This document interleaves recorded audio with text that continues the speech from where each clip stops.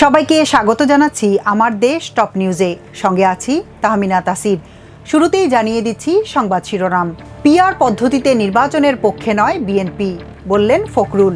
পূর্বের নিয়মে নির্বাচন হতে পারে না, হতে দেওয়া হবে না, চরমনাইর পীর। উপদেষ্টা আসিফ নজরুলকে পদত্যাগে 48 ঘন্টার আলটিমেটাম। ফেব্রুয়ারিতেই নির্বাচন, এরপর আমরা চলে যাব, বললেন আসিফ নজরুল। নিরপেক্ষ নির্বাচন অনুষ্ঠানে সরকারকে সহযোগিতা করবে সেনাবাহিনী। আন্তর্জাতিক মানের নির্বাচন আয়োজনে ইসিকে 40 লাখ ইউরো দেবে ইইউ। ডাকসু নির্বাচন শেষ দিনে ফর্ম নিলেন 93 জন, 28 পদে লড়বেন 658 জন। ডাকসু নির্বাচনে মব সৃষ্টি করে ছাত্রদলকে বাধা দেয়া হয়েছে, মন্তব্য রিজভির। নির্বাচনের আগে বড় সাইবার হামলার আশঙ্কা। জাফলংয়ে 50,000 ঘনফুট পাথর লুট, 150 জনের বিরুদ্ধে মামলা। এবার বিস্তারিত। বিএনপি পিআর পদ্ধতিতে নির্বাচনের পক্ষে নয় বলে জানিয়েছেন দলটির মহাসচিব মির্জা ফখরুল ইসলাম আলমগীর। থাইল্যান্ডে 7 দিনের চিকিৎসা শেষে দেশে ফিরে মঙ্গলবার সন্ধ্যা 6টায় শাহজালাল আন্তর্জাতিক বিমানবন্দরে পৌঁছান তিনি। সেখানেই সাংবাদিকদের সঙ্গে আলাপকালে একথা বলেন মির্জা ফখরুল। বিএনপি মহাসচিব বলেন, রাজনৈতিক ও অর্থনৈতিক মুক্তির জন্য জাতীয় নির্বাচনের কোনো বিকল্প নেই। দেশের মানুষ নির্বাচন চায়। সংকট নিরসনের একমাত্র পথ দ্রুত নির্বাচন। যারা সংস্কার চাচ্ছে না, সেটা তাদের দলের ব্যাপার। ডাকসু নির্বাচন প্রসঙ্গে বিএনপি মহাসচিব বলেন, সবার অংশগ্রহণে সুষ্ঠু ও সুন্দরভাবে সম্পূর্ণ হোক, এটাই প্রত্যাশা। ইসলামী আন্দোলন বাংলাদেশের আমির মুফতি রেজাউল করিম চরমনাই পীর হুঁশিয়ারি দিয়ে বলেছেন, সংস্কার না করে পূর্বের নিয়মে নির্বাচন হতে পারে না, হতে দেয়া হবে না।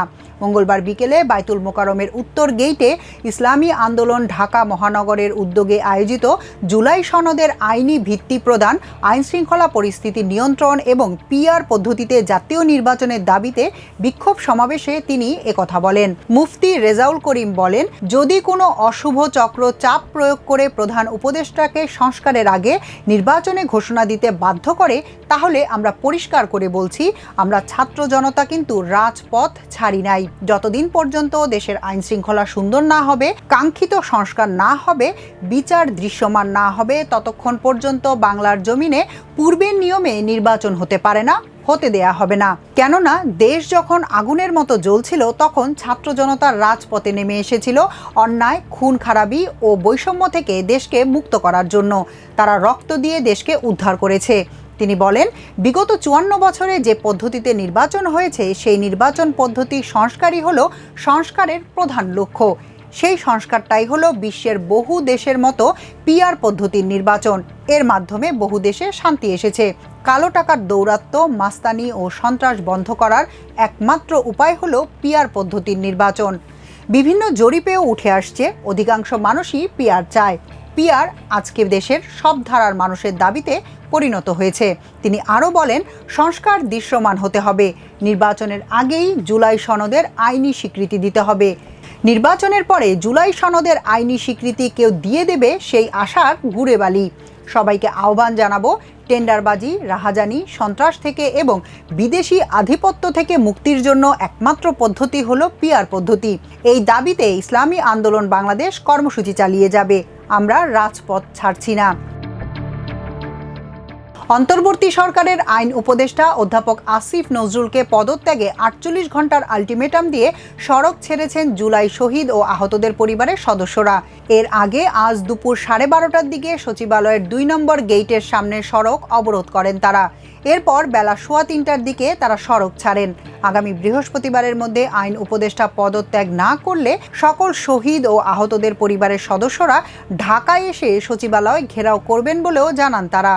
এর আগে বেলা 11:15টার দিকে জুলাই শহীদ পরিবার ও আহতরা প্রথমে জাতীয় প্রেস ক্লাবের সামনে বিক্ষোভ করেন। পরে একটি মিছিল নিয়ে সচিবালয়ের 2 নম্বর গেইটের সামনে অবস্থান নেন তারা। শহীদ পরিবারের সদস্য এবং আহতদের অবস্থানের কারণে সচিবালয়ের সামনের সড়কে যান চলাচল বন্ধ হয়ে যায়। জুলাই হত্যা মামলার আসামি পুলিশ কর্মকর্তার জামিন দেওয়ায় সচিবালয়ের সামনের সড়কে অবস্থান নিয়ে আইন উপদেষ্টার পদত্যাগ দাবিতে বিক্ষোভ করেন তারা।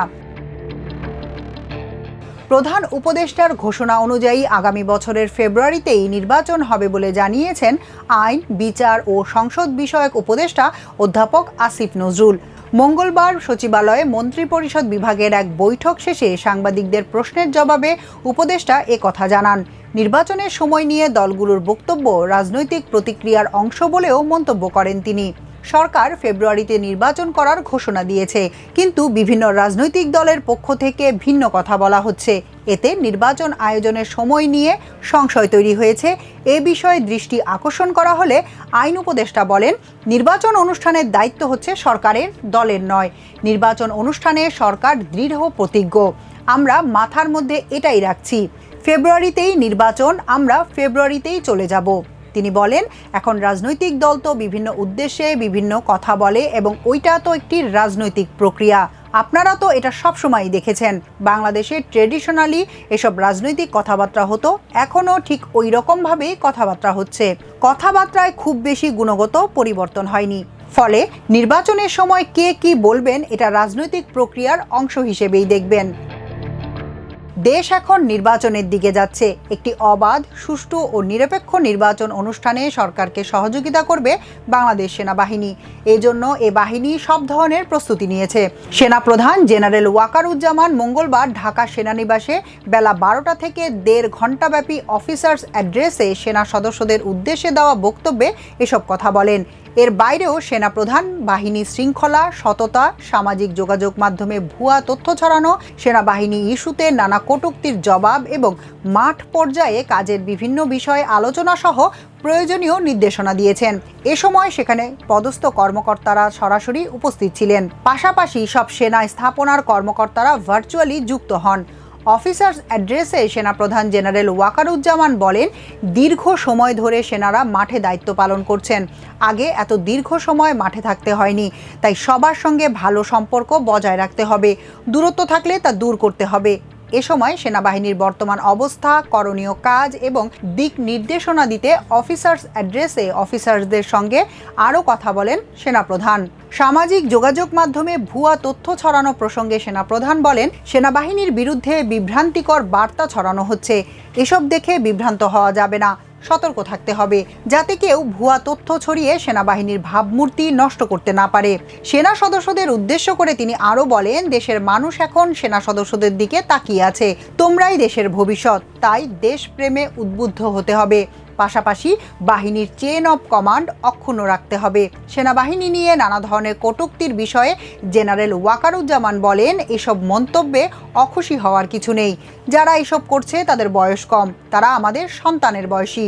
তারা বড় হলে নিজেদের ভুল বুঝতে পারবে, তখন নিজেরাই লজ্জিত হবে। সেনাপ্রধান আরও বলেন, সেনাবাহিনী একটি পেশাদার সংগঠন। মাঠে দায়িত্ব পালনের সময় পেশাদারি দেখাতে হবে। প্রতিশোধমূলক কোনো কাজে জড়ানো যাবে না। বাংলাদেশে একটি আন্তর্জাতিক মানের নির্বাচন আয়োজনে নির্বাচন কমিশনকে 40 লাখ ইউরোর বেশি সহায়তা প্যাকেজ দিবে ইউরোপীয় ইউনিয়ন। আজ ইইউর 6 সদস্যের একটি প্রতিনিধি দল প্রধান নির্বাচন কমিশনারের সঙ্গে দেখা করে এই সহায়তা দেওয়ার কথা জানান। পরে বাংলাদেশে নিযুক্ত ইইউ রাষ্ট্রদূত মাইকেল মিলার সাংবাদিকদের এ তথ্য জানিয়েছেন। মাইকেল মিলার বলেন, বাংলাদেশে গণতান্ত্রিক নির্বাচনের পথে রূপান্তরে ইইউ অংশীদার হিসেবে কাজ করছে। তারা ভোটার এডুকেশনের উপর গুরুত্ব দিচ্ছেন। কার্যকর পরিকল্পনা, বিরোধ নিষ্পত্তির মতো বিষয়ে বিশেষজ্ঞ সহায়তার মাধ্যমে ইসির সক্ষমতা বৃদ্ধির ক্ষেত্রেও সরাসরি সহায়তা করবে ইইউ। মাইকেল মিলার আরও বলেন, বাংলাদেশের আগামী নির্বাচনে সম্ভাব্য একটি পর্যবেক্ষক মিশন পাঠানোর বিষয়টি ইউরোপিয়ান ইউনিয়ন অগ্রাধিকার ভিত্তিতে বিবেচনা করছে। এ বিষয়ে আগামীতে অন্তর্বর্তী সরকার ও ইসির সঙ্গে আলোচনা অব্যাহত থাকবে। বাংলাদেশে নিযুক্ত ইইউর এই রাষ্ট্রদূত বলেন, তাদের সঙ্গে ইউরোপীয় পার্টনারশিপ ফর ডেমোক্রেসির সহকর্মীরাও ছিলেন। তারা নির্বাচনী বিশেষজ্ঞ। আসন্ন নির্বাচনে নাগরিক পর্যবেক্ষণের উপর যেন গুরুত্ব দেওয়া হয়, এ কারণে তারা এখানে থাকবেন। বাংলাদেশে নির্বাচন আয়োজনে যেন স্বাধীনতা, দক্ষতা ও দায়বদ্ধতা বজায় থাকে, এটাই ইইউর লক্ষ্য। এক প্রশ্নের জবাবে মাইকেল মিলার বলেন, আগামী মাসে ইইউর একটি কারিগরি বিশেষজ্ঞ দল বাংলাদেশে আসবে। এটি পূর্ণাঙ্গ পর্যবেক্ষণ মিশন নয়। তারা যাচাই করে দেখবে এখানে নির্বাচন পর্যবেক্ষণ মিশন পাঠানোর মতো পরিবেশ তৈরি হয়েছে কিনা। ঢাকা বিশ্ববিদ্যালয় কেন্দ্রীয় ছাত্র সংসদ ডাকসু নির্বাচনে 28টি পদের বিপরীতে মোট 658 জন মনোনয়ন ফর্ম সংগ্রহ করেছেন। এর মধ্যে শেষ দিনে মঙ্গলবার ফর্ম নেন 93 জন। এর আগে টানা 8 দিনে 442 জন ফর্ম সংগ্রহ করেছিলেন।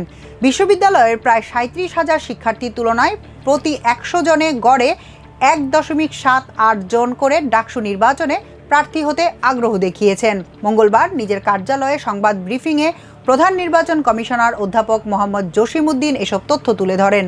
তিনি জানান, এ পর্যন্ত 658টি মনোনয়ন ফর্ম বিক্রি হয়েছে। এর মধ্যে জমা পড়েছে 106টি। তবে শেষ দিনে হল সংসদ নির্বাচনের কত ফর্ম বিক্রি হয়েছে তা জানা যায়নি। সোমবার পর্যন্ত হল সংসদের জন্য 1226 জন মনোনয়ন ফর্ম নিয়েছিলেন। তফসিল অনুযায়ী মনোনয়নপত্র জমা দেওয়ার শেষ দিন বুধবার। এরপর যাচাই বাছাই শেষে 25 আগস্ট পর্যন্ত মনোনয়ন প্রত্যাহারের সুযোগ থাকবে। চূড়ান্ত প্রার্থীর তালিকা প্রকাশ হবে 26 আগস্ট এবং ভোট গ্রহণ অনুষ্ঠিত হবে 9 সেপ্টেম্বর। প্রধান নির্বাচন কমিশনার বলেন, ডাকসু নির্বাচনে কেবল বিশ্ববিদ্যালয়ের বৈধ শিক্ষার্থীরাই মনোনয়ন ফর্ম সংগ্রহ করেছেন। কেউ কোনো দলীয় পরিচয়ে ফর্ম নেননি। ভোটের আগের দিন পর্যন্ত কোনো প্রার্থী অপরাধীর তালিকায় নাম থাকলে তার প্রার্থিতা বাতিলের সুযোগ থাকবে। ঢাকা বিশ্ববিদ্যালয় কেন্দ্রীয় ছাত্র সংসদ ডাকসুর নির্বাচনে ছাত্রদলের মনোনয়নপত্র জমা দেওয়া ঠেকাতে পরিকল্পিতভাবে মব করা হয়েছে বলে অভিযোগ করেছেন বিএনপির সিনিয়র যুগ্ম মহাসচিব রুহুল কবির রিজভী।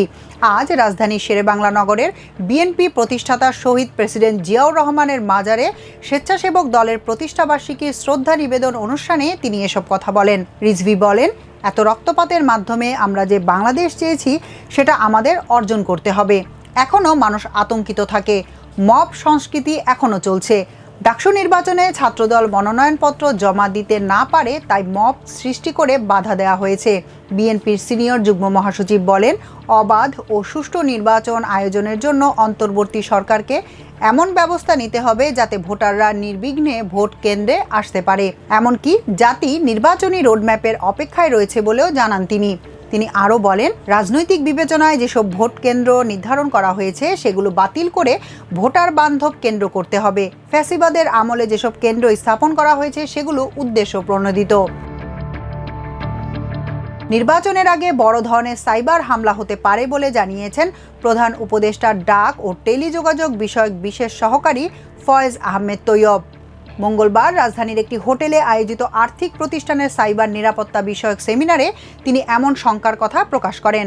ফয়েজ আহমেদ তৈয়ব বলেন, নির্বাচনের আগে আর্থিক খাত সহ দেশের বিভিন্ন সেক্টরে বড় ধরনের সাইবার হামলা হওয়ার আশঙ্কা আছে। এই অবস্থায় তিনি সাইবার নিরাপত্তা নিয়ে সবাইকে নতুন করে ভাবার আহ্বান জানান। এদিকে গত মাসে বাংলাদেশের ব্যাংক, আর্থিক প্রতিষ্ঠান এবং ডিজিটাল পেমেন্ট সেবাদাতাদের ওপর সাইবার হামলার আশঙ্কায় সতর্কতা জারি করে কেন্দ্রীয় ব্যাংক। বাংলাদেশ ব্যাংকের information and communications technology ICT বিভাগ থেকে এক চিঠিতে এমন সতর্কতার কথা জানানো হয়। চিঠিতে ব্যাংক, আর্থিক প্রতিষ্ঠান ও পেমেন্ট সার্ভিস প্রোভাইডারদের জরুরি ভিত্তিতে ছোট ও মাঝারি ধরনের সাইবার হামলা ঠেকাতে প্রয়োজনীয় সাইবার সুরক্ষা ব্যবস্থা নিতে নির্দেশনা দেওয়া হয়। সিলেটের গোয়াইনঘাট উপজেলার পূর্ব জাফলং ইউনিয়নের জাফলং 0 পয়েন্ট থেকে টানা 3 দিনে প্রায় 40 থেকে 50 হাজার ঘনফুট পাথর লুট হয়েছে, যার বাজার মূল্য আনুমানিক 60 লাখ টাকা। গোয়াইনঘাট প্রতিনিধি জানান, জাফলংয়ে পাথর লুটের ঘটনায় সোমবার দিবাগত রাতে অজ্ঞাতনামা 100 থেকে 150 জনের বিরুদ্ধে গোয়াইনঘাট থানায় মামলা করা হয়েছে। ইউনিয়ন ভূমি সহকারী কর্মকর্তা মোহাম্মদ আব্দুল মোনায়েম বাদী হয়ে এই মামলা দায়ের করেন। লিখিত অভিযোগে তিনি উল্লেখ করেন, গত 7, 8 ও 9 আগস্ট রাত 1টা থেকে ভোর 4টার মধ্যে স্থানীয় চোরাকারবারীরা প্রায় 50 থেকে 60টি বার্কি নৌকা ব্যবহার করে বিপুল সংখ্যক শ্রমিককে দিয়ে পাথর লুট করে নিয়ে যায়। তিনি আরও বলেন, পরিবেশ অধিদপ্তর 2015 সালে জাফলং, ডাউকি ও পিয়াইন নদীর তীরবর্তী প্রায় 14.93 বর্গ কিলোমিটার এলাকাকে পরিবেশগত সংকটাপন্ন এলাকা ঘোষণা করে। এরপরও সরকারি আইন অমান্য করে প্রতিনিয়ত অবৈধভাবে বালু পাথর উত্তোলন চলছে। দুর্যোগপূর্ণ আবহাওয়া ও রাতের আধারের সুযোগ নিয়ে চোরাকারবারীরা লুটকৃত পাথর বিভিন্ন জলযান ও স্থলযানের মাধ্যমে সরিয়ে নেয়। এ বিষয়ে গোয়াইনঘাট থানার ভারপ্রাপ্ত কর্মকর্তা সরকার তোফায়েল আহমেদ লুটপাট ও মামলা দায়ের নিশ্চিত করেছেন। মামলায় আসামির সংখ্যা 100 থেকে 150 জন উল্লেখ থাকলেও এখনও পর্যন্ত কাউকে গ্রেফতার করতে পারেনি পুলিশ। এজাহারে উল্লেখ করা হয়েছে 40,000 ঘনফুট পাথর লুট করা হয়েছে। এই লুটপাটকৃত পাথর থেকে এখন পর্যন্ত উদ্ধার করে প্রতিস্থাপন করা হয়েছে 22,000 ঘনফুট পাথর। এখনকার মতো এ পর্যন্তই। সবাই ভালো থাকুন, সুস্থ থাকুন আমার দেশের সঙ্গে। চ্যানেলটি ভালো লাগলে সাবস্ক্রাইব করুন। আল্লাহ হাফেজ।